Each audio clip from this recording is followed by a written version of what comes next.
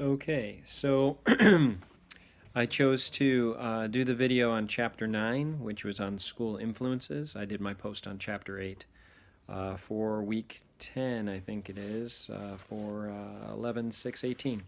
So, school influences is about school culture, climate, and organization.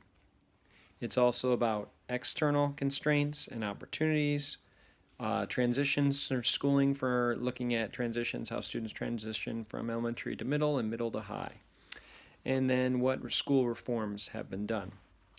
The big part of this chapter is the idea that schools have significant influence in student motivation. Teachers have significant influence on students, and we can do that in many different ways. School climate has a strong influence on student motivation,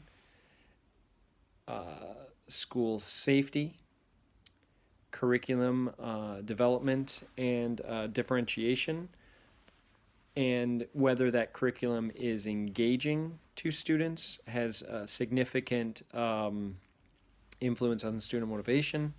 The size of the school also has a very big, important role when we're talking about student motivation for learning and focus. The configuration of the school, how it's set up. Is it into a full comprehensive high school? Is it into small groups or like school families?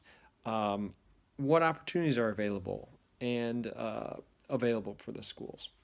So when we're looking at the idea of culture, culture in a school can be broken down into norms, values, and shared beliefs.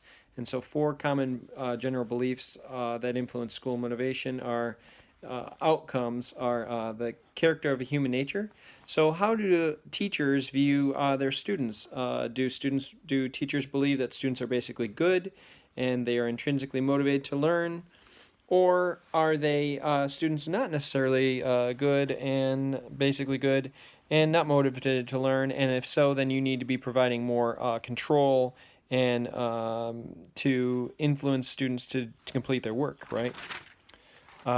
Second belief is students can learn and are the idea of fixed and growth mindset. So you either believe that students can learn, and so you support them through giving them strategies on page 323. You have a belief of a fixed or growth mindset. Third belief, I'm looking at the time here, the beliefs in the teacher and instruction. So the idea is self-efficacy for the teacher. Does the teacher feel they have the skills in order to teach the students? And then the self-confidence in their capabilities is going to lead to the students' motivation. Because if the teacher doesn't feel confident, then they won't be able to effectively deliver their instruction. So then when we look at climate, shared beliefs, goals, and purpose of the school. And if the school doesn't have, if everyone's not on board with the same beliefs and goals and purpose of the school, then you're going to have problems for sure. Climate can be broken down into a sense of community, belongingness, warmth, civility, safety, and security. And then we move on to external constraints, challenges. Challenges would be, just the components of the school. Well, maybe there's differences in race, significantly socioeconomic status or social class challenges, size of the school, parent involvement. Those are all external constraints. Specifically for SES, how the differences between how a principal responds to and leads schools where you have low SES as opposed to high SES on page 329 was very important in the sense of looking at, just for me, because I've been in both situations now. So really interesting point here.